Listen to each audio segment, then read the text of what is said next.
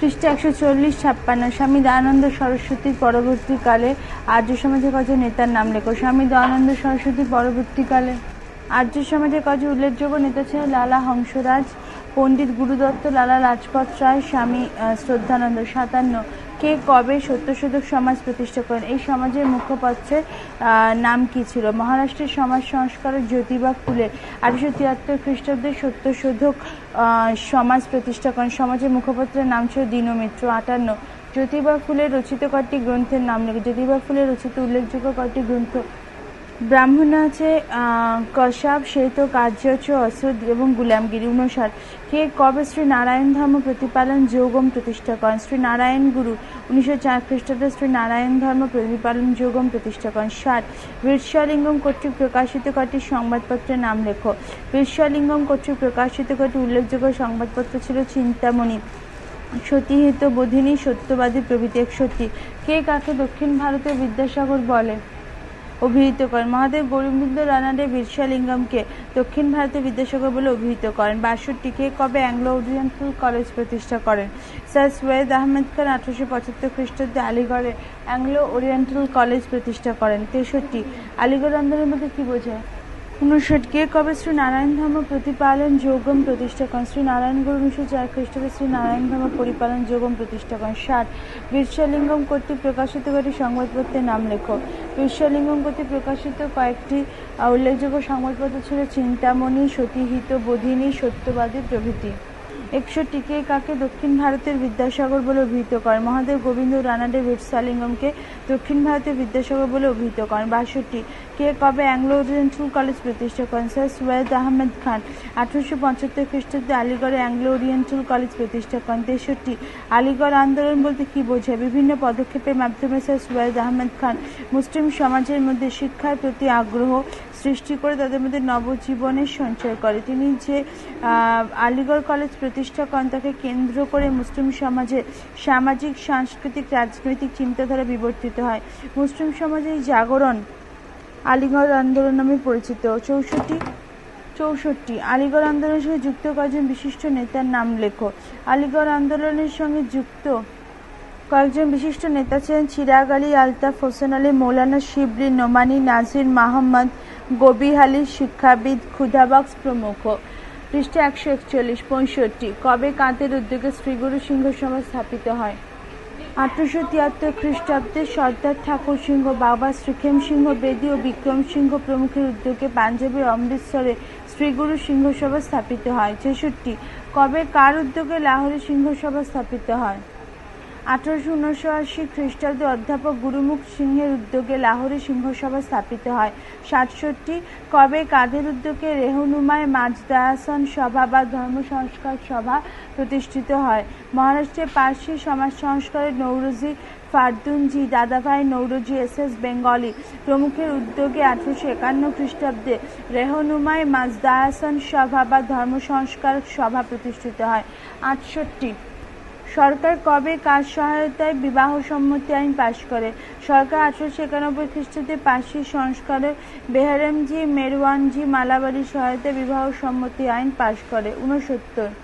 পতিদার কাদের বলা হতো? ব্রিটিশ শাসনকারী গুজরাটি পতি অর্থাৎ গ্রামের যৌথ ভূমি রাজস্ব আদায়কারী স্থানীয় মোড়ল বা আধিপত্যকারী সম্প্রদায়কে পতিদার বলা হতো। 70। সাউকির কাদের বলা হতো? দাক্ষিণাত্যে বোম্বাই প্রেসিডেন্সিতে সুদখোর মহাজন শ্রেণী সাউকার নামে পরিচিত। 71। কে কবে ভারতের প্রথম ট্রেড ইউনিয়ন প্রতিষ্ঠা করে? 1918 খ্রিস্টাব্দে BP Wadia Madras labour union নামে ভারতের প্রথম ট্রেড ইউনিয়ন প্রতিষ্ঠা করেন। 72। ব্রিটিশ আমলে শ্রমিক আন্দোলনের সঙ্গে যুক্ত কয়েকজন বামপন্থী নেতার নাম লেখো। ব্রিটিশ আমলে শ্রমিক আন্দোলনের সঙ্গে যুক্ত কয়েকজন বামপন্থী নেতা ছিলেন মুজাফফর আহমেদ, শ্রীপাদ অমৃত ডাঙ্গে, পি.সি. যোশী, হেমন্ত কুমার সরকার, কবি নজরুল ইসলাম প্রমুখ। 73। কবে কি উদ্দেশ্যে উইটলি কমিশন নিয়োগ করা হয়? 1929 খ্রিস্টাব্দে উইটলি কমিশন নিয়োগ করা। কমিশনের উদ্দেশ্য ছিল শ্রমিকদের অবস্থার উন্নতি করা। 74। কবে কাদের মিরাট ষড়যন্ত্র মামলায় ফাঁসানো হয়? সরকারের বিরুদ্ধে ষড়যন্ত্র অভিযোগে 1929 খ্রিস্টাব্দে 20 মার্চ 33 জন শ্রমিক নেতাকে গ্রেপ্তার করে মিরাট ষড়যন্ত্র মামলায় ফাঁসানো হয়। এদের মধ্যে উল্লেখযোগ্য ছিলেন Muzaffar Ahmed, S A. Dange, P C. Joshi, Birajkar, Gangadhar Adhikari, Shibnath Banerjee, Dharani Goswami, Benjamin Bradley, Philip Spratt প্রমুখ।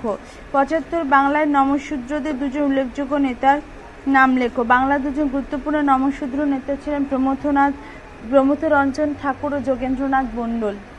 ৭৬ কবে কাদের মধ্যে পুনা চুক্তি স্বাক্ষরিত হয়? এই চুক্তিতে কি সিদ্ধান্ত নেওয়া হয়? ১৯৩২ খ্রিস্টাব্দে ২রা সেপ্টেম্বর কংগ্রেস নেতা মহাত্মা গান্ধী ও দলিত হিন্দুদের নেতা ভীমরাও আম্বেদকরের মধ্যে পুনা চুক্তি স্বাক্ষরিত হয়। এই চুক্তির দ্বারা আম্বেদকর দলিতদের পৃথক নির্বাচনের অধিকারের দাবি থেকে সরে আসেন এবং গান্ধীজিও দলিতদের আরও বেশি সংখ্যক আসন সংরক্ষণের দাবি মেনে নেন। ৭৭ প্রাচ্যবাদী বা ওরিয়েন্টালিস্ট নামে কারা পরিচিত?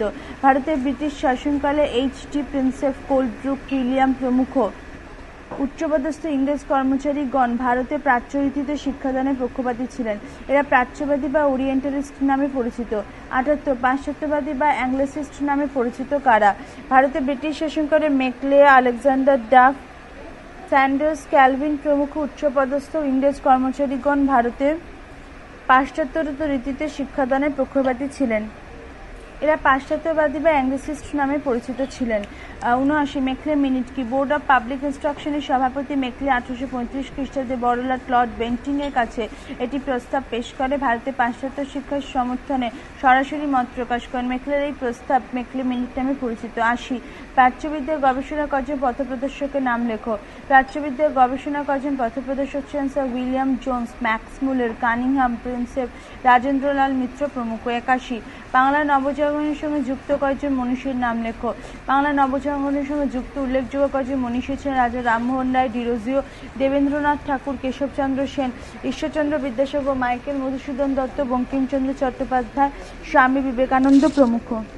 ৮২ বাংলার নবজাগরণের যুগে কয়েকজন বাঙালি বিজ্ঞানীর নাম লেখো। বাংলার নবজাগরণের যুগে কয়েকজন বাঙালি বিজ্ঞানী ছিলেন জগদীশচন্দ্র বসু, প্রফুল্লচন্দ্র রায়, সত্যেন্দ্রনাথ বসু, উপেন্দ্রনাথ ব্রহ্মচারী, মেঘনাথ সাহা প্রমুখ। ৮৩ ভারতে কাদের প্রভাবে কিভাবে ঘড়ির ব্যবহার বৃদ্ধি পায়?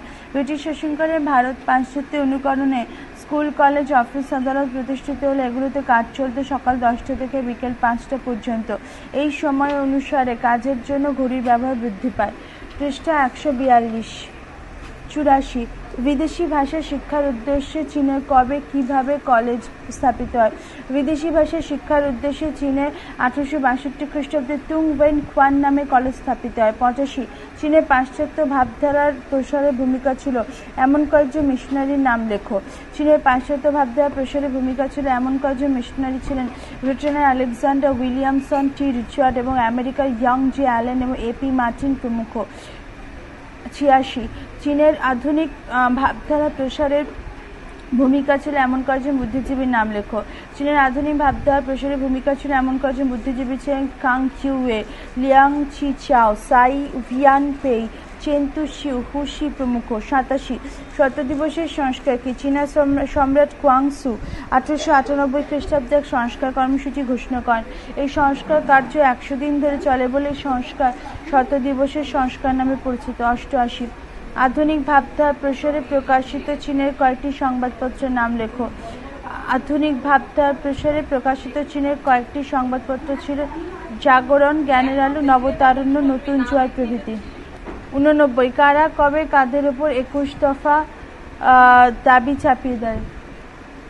জাপান ১৯১৫ খ্রিস্টাব্দে ৮ই জানুয়ারি চীনের ওপর ২১ দফা দাবি চাপিয়ে ৯০ কে কবে কার বিরুদ্ধে দ্বিতীয় বিপ্লবের ডাক দেন? চীনের প্রাক্তন রাষ্ট্রপতি সান ইয়াতসেন ১৯১৩ খ্রিস্টাব্দে ইউয়ান সি কাইয়ের বিরুদ্ধে দ্বিতীয় বিপ্লবের ডাক দেন। ৯১ কবে কোথায় মে ফোর্থ মুভমেন্ট বা চৌঠা মের আন্দোলন শুরু হয়েছিল? ১৯১৯ খ্রিস্টাব্দে চৌঠা মের আন্দোলন। চীনে মে ফোর্থ মুভমেন্ট বা চৌঠা মের আন্দোলন শুরু হয়েছিল। ৯২ ১৯১৯ খ্রিস্টাব্দে চৌঠা মে চীনে কার নেতৃত্বে কোথায় ছাত্ররা সমবেত বিক্ষোভ দেয়? ১৯১৯ খ্রিস্টাব্দে চৌঠা মে চীনের পিকিং বিশ্ববিদ্যালয়ের অধ্যাপক চেন তুশিওর নেতৃত্বে পিকিংয়ের টিয়েনআনমেন স্কোয়ারে ছাত্ররা সমবেত বিক্ষোভ দেখায়। ৯৩ ইংরেজরা এশিয়ার কোন কোন দেশ থেকে চুক্তিবদ্ধ শ্রমিক রপ্তানি করত এবং তাদের কোন কোন কাজে নিয়োগ করত? ইংরেজরা এশিয়া, ভারত ও চীন থেকে চুক্তিবদ্ধ শ্রমিক আফ্রিকার বিভিন্ন উপনিবেশে রপ্তানি করত এবং সেখানে এই শ্রমিকরা আখ চাষ, চীন উৎপাদন প্রভৃতি কাজ করত। ৯৪ ভারতের চুক্তিবদ্ধ শ্রমিকদের নিয়ে সর্বপ্রথম জাহাজটি কবে কোন স্থানের উদ্দেশ্যে রওনা হয়? ভারতের চুক্তিবদ্ধ শ্রমিকদের নিয়ে সর্বপ্রথম জাহাজটি 1829 খ্রিস্টাব্দে আফ্রিকার মরিশাসের উদ্দেশ্যে রওনা হয়। 95 বিদেশে কোন স্থানে ভারতের চুক্তিবদ্ধ শ্রমিকদের প্রেরণ করা হতো? বিদেশে Mauritius, Jamaica, British Guiana, Trinidad, Grenada, Saint Lucia, Natal প্রভৃতি স্থানে ভারতের চুক্তিবদ্ধ শ্রমিকদের প্রেরণ করা হতো। 94 বিদেশে কোন স্থানে চীনা চুক্তিবদ্ধ শ্রমিকদের প্রেরণ করা হতো? বিদেশে ত্রিনিদাদ, আফ্রিকা বিভিন্ন অঞ্চল, America, Latin America, Australia, Canada, Cuba প্রভৃতি অঞ্চলে চীনা চুক্তিবদ্ধ শ্রমিকদের প্রেরণ করা হতো। বিভাগ গ রচনাধর্মী প্রশ্নোত্তর, প্রতিটি প্রশ্নের মান 8। প্রশ্ন 1 ঔপনিবেশিক শাসনকালে ভারতে মধ্যবিত্ত শ্রেণীর উদ্ভবের প্রেক্ষাপট আলোচনা করো। ঔপনিবেশিক শাসনকালে ভারতে মধ্যবিত্ত শ্রেণীর উদ্ভবের প্রেক্ষাপট 1757 খ্রিস্টাব্দে পলাশীর যুদ্ধে জয়লাভের পর থেকে ভারতে ব্রিটিশ শক্তির ধারাবাহিক প্রসার ঘটতে থাকে। ব্রিটিশ শাসনকালে ভারতের সমাজ অর্থনীতিতে একটি গুরুত্বপূর্ণ ঘটনা হলো মধ্যবিত্ত শ্রেণীর উদ্ভব। এই সময় মোটামুটি সচ্ছল আর্থিক অবস্থা সম্পন্ন আধুনিক পাশ্চাত্য শিক্ষায় শিক্ষিত যে শ্রেণীর উদ্ভব ঘটে তাকে সাধারণ মধ্যবিত্ত শ্রেণী বলা হয়। বিবি মিশ্র ব্রিটিশ ভারতে সরকারি চাকুরিজীবী, বণিক, এজেন্ট, আইনজীবী, চিকিৎসক, শিক্ষক, সাংবাদিক প্রভৃতিকে মধ্যবিত্ত শ্রেণীর অন্তর্ভুক্ত করেছেন এবং উদ্ভবের ভিত্তিতে ভারতের মধ্যবিত্ত শ্রেণীকে 3টি বিভক্ত করেছে, যথা 1 ভূমিজ মধ্যবিত্ত শ্রেণী, 2 শিল্পজ মধ্যবিত্ত শ্রেণী এবং 3 শিক্ষিত মধ্যবিত্ত শ্রেণী। ভারতের মধ্যবিত্ত শ্রেণীর অগ্রভাগে ছিল বাংলার মধ্যবিত্ত শ্রেণী। 1829 খ্রিস্টাব্দে বঙ্গদূত পত্রিকায় সর্বপ্রথম বাঙালি মধ্যবিত্তদের কথা বলা হয়। এই পত্রিকায় বাংলার মধ্যবিত্তদের উত্থানের কারণ সম্বন্ধে উল্লেখ করা হয়েছে। ভারতের মধ্যবিত্ত শ্রেণীর উদ্ভবের প্রেক্ষাপট বা কারণগুলো নিচে উল্লেখ করা হলো। 1 সরকারি চাকুরি। ভারতে 100 বছর ধরে ব্রিটিশ সাম্রাজ্যের ধারাবাহিক প্রসারের সূত্রে এই দেশের এক বিরাট প্রশাসনিক ব্যবস্থা গড়ে ওঠে। এই প্রশাসনের কাজকর্ম পরিচালনার জন্য এত বিপুল সংখ্যক কর্মচারীর প্রয়োজন ছিল যে বিলেত থেকে তা আনা সম্ভব ছিল না। তাই প্রশাসনের উচ্চ পদগুলোতে ইংরেজরা নিযুক্ত হলো। নিম্নস্তরে বিপুল সংখ্যক চাকরি পদে ইংরেজি শিক্ষায় শিক্ষিত ভারতীয়রা নিযুক্ত হওয়ার সুযোগ পায়। পৃষ্ঠা 143 পাশ্চাত্য শিক্ষায় শিক্ষিত এবং আর্থিকভাবে সচ্ছল এই ভারতীয় কর্মচারীরা মধ্যবিত্ত শ্রেণী হিসেবে আত্মপ্রকাশ করে। 2 আইনজীবী। ভারতে ব্রিটিশ শাসন প্রতিষ্ঠার পর থেকে এদেশে মামলা মোকদ্দমার সংখ্যা প্রচুর পরিমাণে বেড়ে যায়। সাম্রাজ্যের প্রসারের সঙ্গে সঙ্গে ইংরেজরা এদেশে পাশ্চাত্য ধাঁচের আইন এবং বিচার ব্যবস্থার প্রবর্তন করে। পাশ্চাত্য শিক্ষায় শিক্ষিত বহু ভারতীয় অত্যন্ত লাভজনক আইনের পেশা গ্রহণ করেন। ব্রিটিশ ভারতের আদালতগুলোতে আমলা, উকিল, মোক্তার, কেরানি, মুহুরি এবং অন্যান্য বিভিন্ন কাজে শিক্ষিত ভারতীয়রা নিযুক্ত হতে থাকে। এই পেশায় প্রবেশ করে তারা আর্থিক সমৃদ্ধি ঘটে। শিক্ষিত, সচ্ছল এবং ভারতীয় সম্প্রদায় মধ্যবিত্ত শ্রেণী হিসেবে আত্মপ্রকাশ করে। 3 করণিকের কাজ। ইংরেজরা ভারতে তাদের শাসন সুপ্রতিষ্ঠিত করার পর এদেশে প্রচুর স্কুল, কলেজ, অফিস, আদালত, হাসপাতাল প্রভৃতি প্রতিষ্ঠা করে। এইসব প্রতিষ্ঠানে করণিক পদে প্রচুর সংখ্যক ইংরেজি শিক্ষিত ভারতীয় কর্মচারীর প্রয়োজন হয়। সরকারি বেতনভুক্ত নিম্নবর্গের করণিকগণ মধ্যবিত্ত শ্রেণীর অন্তর্ভুক্ত ছিল। 4 সামরিক বিভাগের কর্মী। ভারতে ব্রিটিশ সাম্রাজ্যের ক্রমাগত প্রসার ঘটানোর উদ্দেশ্যে ব্রিটিশ সরকার এদেশে তারা বিশাল সামরিক বাহিনী গড়ে তোলেন। সামরিক বিজ্ঞানে উচ্চ পদগুলি ইংরেজদের জন্য নির্ধারিত হলো। নিম্ন পদগুলোতে বিপুল সংখ্যক শিক্ষিত ভারতীয় নিযুক্ত হয়। সরকারি বেতনভুক্ত সচ্ছল এই কর্মচারীরা মধ্যবিত্ত শ্রেণীর অন্তর্ভুক্ত হয়। 5 ব্যবসায়ী। ইংরেজরা ভারতে মূলত বাণিজ্য করতে এসেছিল। বাণিজ্যের প্রসার ঘটানোর উদ্দেশ্যে ইংরেজ ইস্ট ইন্ডিয়া কোম্পানির কর্মচারী ও ব্যক্তিগত ব্রিটিশ ব্যবসায়ীরা ভারতের দূর দূরান্তের গ্রামেগঞ্জে ছড়িয়ে পড়ে। ক্রমে তাদের বাণিজ্য বড় হতে থাকে। এই বিশালাকার বাণিজ্যিক কর্মকাণ্ড পরিচালনা করার জন্য প্রচুর কর্মচারী প্রয়োজন ছিল। ব্রিটিশ বণিক ও পুঁজিপতিরা তাদের বাণিজ্যিক কাজকর্ম সচল রাখতে বহু শিক্ষিত ভারতীয়কে বিভিন্ন পদে নিয়োগ করে। বাণিজ্যের কাজে নিযুক্ত এই সমস্ত ভারতীয়রা মধ্যবিত্ত শ্রেণীর অন্তর্ভুক্ত হয়। 6 হচ্ছে শিল্পের কাজ। ব্রিটিশ শাসনকালে ভারতের শিল্পের যথেষ্ট বিকাশ ঘটে। লৌহ ইস্পাত, কয়লা, ইঞ্জিনিয়ারিং, বস্ত্র, পাট, কাগজ, চা, কফি, চিনি প্রভৃতি বিভিন্ন শিল্পে প্রচুর অর্থ বিনিয়োগ হয়। শিল্পের কাজে নিযুক্ত এইসব শিক্ষিত ভারতীয়রা মধ্যবিত্ত শ্রেণীর অংশ ছিল। 7 ভূস্বামী ও মধ্যস্বত্বভোগী। ব্রিটিশ শাসনকালে ভারতে কিছু জমিদার এবং মধ্যবিত্ত ভূস্বামী শ্রেণীর অস্তিত্ব ছিল। তারা প্রধানত প্রজাদের কাছ থেকে কর আদায় করত। ভূস্বামীর পক্ষ থেকে প্রজার কাছ থেকে কর আদায়ের কাজটি করত মধ্যস্বত্বভোগী শ্রেণীর বহু মানুষ। বিপুল অর্থ সম্পদের অধিকারী এই জমিদার, ভূস্বামী এবং মধ্যস্বত্বভোগীরা ইংরেজদের অনুগত শ্রেণী হিসেবে নিজেদের পেশা ও উপার্জনকে সুনিশ্চিত করেছিল। পাশ্চাত্য পাশ্চাত্য শিক্ষা গ্রহণেও এগিয়ে এসেছিল। এই শ্রেণীও মধ্যবিত্ত হিসেবে উঠে আসে। ৮ মহাজন। ব্রিটিশ সরকার এদেশে চিরস্থায়ী রায়তবাড়ি, মহলবাড়ি প্রভৃতি ভূমি বন্দোবস্ত চালু করলে ভূস্বামী ও মধ্যস্বত্বভোগীদের রাজস্বের চাপে দরিদ্র কৃষকরা দিশেহারা হয়ে পড়ে। নগদ কর আদায়ের নিজেদের পেশা উপার্জনকে সুনিশ্চিত করেছিল, পাশ্চাত্য শিক্ষা গ্রহণে এগিয়ে এসেছিল। এই শ্রেণীও মধ্যবিত্ত উঠে আসে। ৮ মহাজন। ব্রিটিশ সরকার এদেশে চিরস্থায়ী রায়তবাড়ি, মহলবাড়ি প্রভৃতি ভূমি বন্দোবস্ত চালু করলে ভূস্বামী এবং মধ্যস্বত্বভোগীদের রাজস্বের চাপে দরিদ্র কৃষকরা দিশেহারা হয়ে পড়ে। নগদ কর আদায়ের উদ্দেশ্যে কৃষকরা মহাজনদের কাছ থেকে অর্থ ঋণ নিতে বাধ্য হয়। ব্রিটিশ শাসনে অনুগামী এই মহাজন শ্রেণী ভারতীয় মধ্যবিত্ত শ্রেণীর অংশ ছিল। উপসংহার: ব্রিটিশ শাসনকালে ভারতের যে মধ্যবিত্ত শ্রেণীর আবির্ভাব ঘটে তারা সংখ্যায় খুবই অল্প হলেও দেশের সমাজ, রাজনীতি ও অর্থনীতিতে এই শ্রেণী গুরুত্বপূর্ণ ভূমিকা পালন করে। পাশ্চাত্য শিক্ষায় শিক্ষিত ও জাতীয়তাবাদী চেতনায় উদ্বুদ্ধ এই শ্রেণী মূলত ভারতে ব্রিটিশ বিরোধী আন্দোলনে নেতৃত্ব দান করেন। তার অগ্রভাগে 19 শতকে বাংলায় যে নবজাগরণ ঘটেছিল তার অগ্রভাগে ছিল মধ্যবিত্ত শ্রেণীর ভূমিকা। প্রশ্ন 2, ব্রিটিশ শাসনকালে ভারতে আবির্ভূত মধ্যবিত্ত শ্রেণীর সাধারণ বৈশিষ্ট্যগুলো উল্লেখ করো। ব্রিটিশ শাসনকালে মধ্যবিত্ত শ্রেণীর বিভিন্ন বৈশিষ্ট্য। ব্রিটিশ শাসনকালে ভারতে পাশ্চাত্য শিক্ষায় শিক্ষিত ও ব্রিটিশ সভ্যতা সংস্কৃতি অনুরাগী একটি ভারতীয় জনগোষ্ঠীর উদ্ভব ঘটে। এরা মধ্যবিত্ত শ্রেণী হিসেবে চিহ্নিত হয়। বিবি মিশ্র উদ্ভবের ভিত্তিতে ভারতের মধ্যবিত্ত শ্রেণীকে 3টি শ্রেণীতে বিভক্ত করেছেন, যথা 1 ভূমিজ মধ্যবিত্ত শ্রেণী, 2 শিল্পজ মধ্যবিত্ত শ্রেণী এবং 3 শিক্ষিত মধ্যবিত্ত শ্রেণী। ব্রিটিশ ভারতে উদ্ভূত মধ্যবিত্ত শ্রেণী কতগুলো বৈশিষ্ট্য লক্ষ্য করা যায়, যেমন 1 পাশ্চাত্য শিক্ষা গ্রহণ। ব্রিটিশ শাসনকালে বিভিন্ন উদ্যোগে ভারতে পাশ্চাত্য শিক্ষার বিকাশ ঘটে। নবোত্থিত মধ্যবিত্ত শ্রেণী পাশ্চাত্য শিক্ষাকে সাদরে গ্রহণ করে। পাশ্চাত্য শিক্ষায় শিক্ষিত এই শ্রেণী আধুনিক পাশ্চাত্য সভ্যতা ও সংস্কৃতি অনুরাগী ছিল। ইংরেজি ও পাশ্চাত্য শিক্ষা গ্রহণের ফলে তারা ভারতীয় সমাজে সর্বাধিক প্রগতিশীল শ্রেণী হিসেবে আত্মপ্রকাশ করে। তারা মনে করত যে ভারতে ব্রিটিশ শাসন ভারতীয়দের পক্ষে আশীর্বাদ, কারণ ব্রিটিশদের ভারতে আগমনের ফলে এদেশে আধুনিকতার জোয়ার আসে। তাই ডিরোজি অনুগামী রামগোপাল ঘোষ ব্রিটিশ সরকারি চাকরি প্রত্যাখ্যান করলেও ভারতে ব্রিটিশ শাসনের স্থায়িত্ব কামনা করেছিল। 2 উচ্চবর্ণের হিন্দুদের প্রাধান্য। ভারতে ব্রিটিশ শাসনে ছত্রছায়ায় যে উচ্চশিক্ষিত মধ্যবিত্ত শ্রেণীর উদ্ভব ঘটেছিল তাতে উচ্চবর্ণের হিন্দুদের অত্যাধিক প্রাধান্য ছিল। অধ্যাপক সুমিত সরকার দেখেছেন যে 1883 থেকে 84 শিক্ষাবর্ষে বাংলার হিন্দু কলেজের ছাত্রদের 84.7% এসেছিল ব্রাহ্মণ, পৃষ্ঠা 144, কায়স্থ ও বৈদ্য এই 3টি তথাকথিত ভদ্রলোক শ্রেণী থেকে। সরকারি চাকরি বেশিরভাগটাই তাদের করায়ত্ত ছিল। উচ্চশিক্ষা লাভ এবং সরকারি চাকুরিতে নিম্নবর্ণের হিন্দু ও মুসলিম সম্প্রদায়ের অংশগ্রহণ ছিল সামান্য। 3 সংখ্যাল্পতা। ব্রিটিশ শাসনকালে ভারতের বৃহত্তর জনগোষ্ঠী ছিল দরিদ্র এবং আধুনিক শিক্ষাবিমুখ।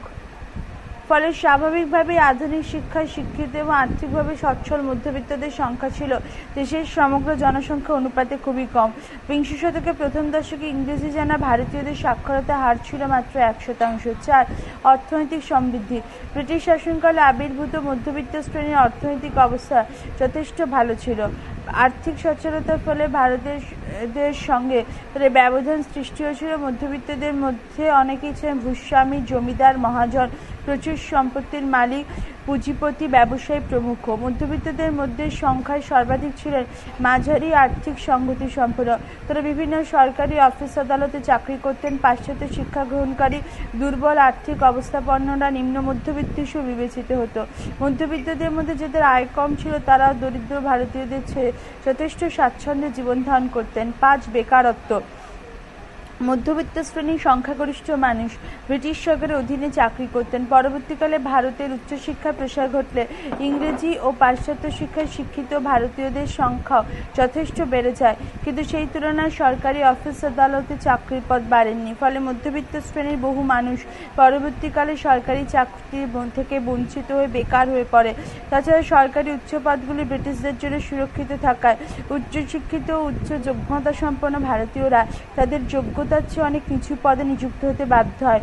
অধ্যাপক অমলেশ ত্রিপাঠী দেখিয়েছেন যে 1867 খ্রিস্টাব্দে মাসে 75 টাকার বেশি বেতনের সরকারি পদের সংখ্যা ছিল 13,431টি। 6 শহর কেন্দ্রিকতা। ব্রিটিশ শাসনকালে ভারতে পাশ্চাত্য শিক্ষা প্রতিষ্ঠান ও বিভিন্ন সরকারি অফিস আদালতগুলি প্রধানত বিভিন্ন শহরে গড়ে উঠেছিল, ফলে প্রধানত শহরগুলিতেই মধ্যবিত্ত শ্রেণীর উত্থান ঘটে। শহরগুলিকে কেন্দ্র করে তাদের যাবতীয় কর্মকাণ্ড পরিচালিত হতো। বহু ক্ষেত্রেই তারা গ্রাম ও গ্রামের সাধারণ মানুষ থেকে বিচ্ছিন্ন ছিল। সাম্প্রদায়িক পক্ষপাতিত্ব। ভারতের মধ্যবিত্ত শ্রেণী নিজেদের সাম্প্রদায়িক চেতনা সম্পর্কে সর্বদা সজাগ থাকতেন। তারা সর্বদা নিজ সম্প্রদায় তাদের মানুষজনের আধিপত্য প্রতিষ্ঠার জন্য চেষ্টা চালাতেন। ৮. জাতীয় আন্দোলনের নেতৃত্ব। পাশ্চাত্য শিক্ষায় শিক্ষিত ভারতীয়দের মধ্যবিত্ত শ্রেণীর সংখ্যার বিচারে খুব সামান্য হলেও তারাই পরবর্তীকালে ভারতে ব্রিটিশ বিরোধী জাতীয় আন্দোলনে মেরুদণ্ড হয়ে দাঁড়ায়। এই জন্য এয়ার দেশাই ভারতের মধ্যবিত্তদের আধুনিক ভারতের স্রষ্টা বলে অভিহিত করেছেন।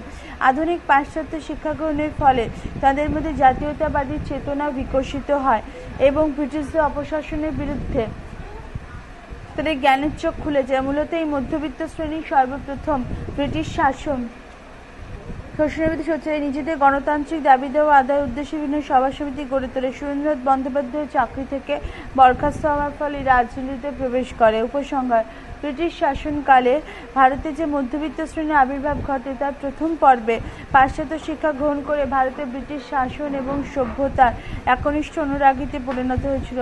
তাদের উপর ভিত্তি করে ভারতে ব্রিটিশ শাসনের প্রসার ঘটেছিল, কিন্তু পরবর্তীকালে এই মধ্যবিত্ত শ্রেণী ভারতের সর্বপ্রথম ব্রিটিশ বিরোধী আন্দোলনে সরব হয়ে প্রতিরোধের ডাক দেয় এবং গণ আন্দোলনের নেতৃত্ব দিতে এগিয়ে আসে। প্রশ্ন ৩. ব্রিটিশ শাসনকালে ভারতে পাশ্চাত্য শিক্ষার প্রসার সম্পর্কে আলোচনা করো। ব্রিটিশ শাসনকালে ভারতে পাশ্চাত্য শিক্ষার প্রসার। ব্রিটিশ শাসন প্রতিষ্ঠাকে ভারতে পাঠশালা, টোল, মক্তব, মাদ্রাসা প্রভৃতি প্রাচীন দেশের শিক্ষা প্রতিষ্ঠানে আরবি, ফার্সি, সংস্কৃত ভাষার মাধ্যমে শিক্ষাদান চলত, কিন্তু সাধারণ বিষয়ে প্রাথমিক জ্ঞান এবং ধর্মীয় কাহিনী পাঠের মধ্যে এইসব প্রতিষ্ঠানের শিক্ষাদান সীমাবদ্ধ ছিল। 1803 খ্রিস্টাব্দে বাংলার প্রায় প্রতিটি গ্রামেই এইরূপ পাঠশালা ছিল বলে হোয়াইট তার বিবরণে উল্লেখ করেছেন। বাংলা প্রদেশে 1835 খ্রিস্টাব্দে প্রায় 1 লক্ষ পাঠশালা ছিল বলে উইলিয়াম অ্যাডামের প্রতিবেদন থেকে জানা যায়। ব্রিটিশ শাসন প্রতিষ্ঠার পর ভারতের বিভিন্ন উদ্যোগে পাশ্চাত্য শিক্ষার প্রসার ঘটে। ভারতে পাশ্চাত্য শিক্ষা প্রসার সম্পর্কে নিচে আলোচনা করা হলো। ১. সরকারি অনিচ্ছা। ভারতে ব্রিটিশ শাসন প্রতিষ্ঠার প্রথম পর্বে ব্রিটিশ ইস্ট ইন্ডিয়া কোম্পানি এদেশের ইংরেজি ও পাশ্চাত্যের আধুনিক শিক্ষা বিস্তারে আগ্রহী ছিল না। কোম্পানি মনে করত যে পাশ্চাত্য শিক্ষার প্রভাবে ভারতীয়দের স্বাধীনতার আকাঙ্ক্ষা জেগে উঠবে এবং এদেশে ব্রিটিশ শাসনের অবসান ঘটবে। এই জন্য কোম্পানি এদেশের সংস্কৃত ও আরবি, ফার্সি শিক্ষাকে উৎসাহ দেয়। এই উদ্দেশ্যে কলকাতা মাদ্রাসা 1781-তে, এশিয়াটিক সোসাইটি 1784, বারাণসী সংস্কৃত কলেজ 1791, ফোর্ট উইলিয়াম কলেজ 1800 প্রভৃতি প্রতিষ্ঠিত হয়। 2. বিদেশিদের ব্যক্তিগত উদ্যোগ। ভারতের সর্বপ্রথম একটি সুসংবদ্ধ শিক্ষা ব্যবস্থা প্রবর্তনের দাবি জানান কোম্পানির অবসরপ্রাপ্ত কর্মচারী চার্লস গ্র্যান্ট। পৃষ্ঠা 145। ক্রমে এদেশে ব্রিটিশ শাসন সুপ্রতিষ্ঠিত হলে সরকারি অফিস আদালত, বাণিজ্য প্রতিষ্ঠান প্রভৃতি স্থাপিত হতে থাকে। এইসব প্রতিষ্ঠানে কর্মরত ভারতীয়দের ইংরেজি জ্ঞানের প্রয়োজন ছিল। সরকারি চাকরি লাভের আশায় মধ্যবিত্ত বাঙালি ইংরেজি শিক্ষার প্রতি আকৃষ্ট হয়। এই চাহিদা মেটানোর জন্য কলকাতায় কিছু বিদেশি ইংরেজি বিদ্যালয় স্থাপন করে।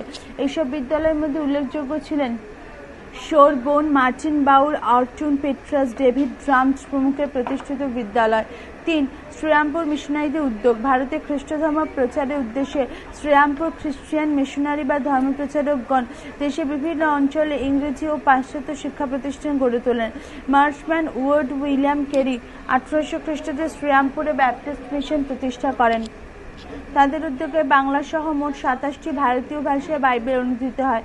তাদের উদ্যোগে কলকাতা, পার্শ্ববর্তী বিভিন্ন স্থান, এমনকি চুঁচড়ো, বর্ধমান, কালনা, বহরমপুর, মালদা এবং দক্ষিণ ভারতে বহু বিদ্যালয় প্রতিষ্ঠিত হয়।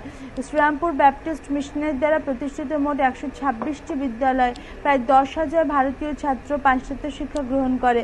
তাদের উদ্যোগে শ্রীরামপুর কলেজ প্রতিষ্ঠিত হয় 1818 খ্রিস্টাব্দে।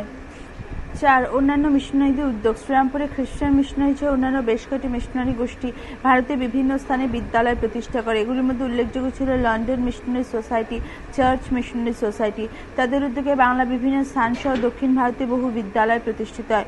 স্কটিশ মিশনারি আলেকজান্ডার ডাফ বেশ কয়েকটি ইংরেজি বিদ্যালয় প্রতিষ্ঠা করেন। এগুলির মধ্যে অন্যতম ছিল জেনারেল অ্যাসেম্বলিজ ইনস্টিটিউশন 1830। এছাড়া মিশনারিদের উদ্যোগে শিবপুরে bishop college 1820, Madras Christian college 1837, Bombay ও উইলসন কলেজ 1832 প্রভৃতি প্রতিষ্ঠিত হয়। মিশনারিদের প্রতিষ্ঠিত বিদ্যালয়গুলোতে ইংরেজি, আধুনিক বিজ্ঞান, গণিত, ইতিহাস, ভূগোল, ব্যাকরণ প্রভৃতি বিষয়ে শিক্ষা দেওয়া হতো। 5 অন্যান্যদের উদ্যোগ। কয়েকজন মুক্তমনা ব্যক্তি ইংরেজি বিদ্যালয় প্রতিষ্ঠায় এগিয়ে আসেন। এদের মধ্যে অগ্রগণ্য ছিলেন রামমোহন রায়, রাধাকান্ত দেব, দ্বারকানাথ ঠাকুর, জয়নারায়ণ ঘোষ, ডেভিড হিয়ার প্রমুখ। কলকাতা রামমোহন রায় 1882 খ্রিস্টাব্দে অ্যাংলো হিন্দু স্কুল এবং ডেভিড হিয়ার 1818 খ্রিস্টাব্দে একটি ইংরেজি বিদ্যালয় প্রতিষ্ঠা করেন। ডেভিড হিয়ার, বৈদ্যনাথ মুখোপাধ্যায় প্রমুখের উদ্যোগে কলকাতা 1817 খ্রিস্টাব্দে হিন্দু কলেজ প্রতিষ্ঠিত হয়। ডেভিড হিয়ারের উদ্যোগে প্রতিষ্ঠিত ক্যালকাটা স্কুল বুক সোসাইটি 1817 খ্রিস্টাব্দে এবং ক্যালকাটা স্কুল সোসাইটি 1818 খ্রিস্টাব্দে বিভিন্ন স্থানে ইংরেজি বিদ্যালয় প্রতিষ্ঠা ও ইংরেজি পাঠ্যপুস্তক রচনায় সক্রিয় উদ্যোগ গ্রহণ করে। 1823 খ্রিস্টাব্দে গঠিত কমিটি অফ পাবলিক ইনস্ট্রাকশন বা জনশিক্ষা কমিটির সদস্যরা কলকাতায় একটি সংস্কৃত কলেজ প্রতিষ্ঠার সিদ্ধান্ত নেয়।